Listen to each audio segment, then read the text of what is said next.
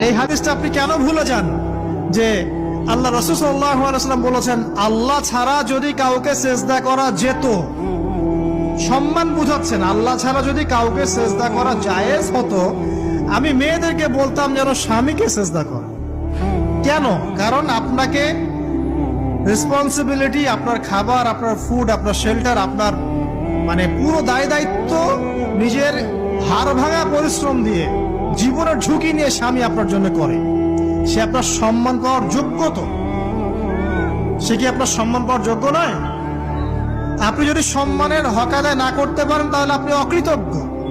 আর অকৃতজ্ঞ মেয়ে কখনো জান্নাতে যাবে?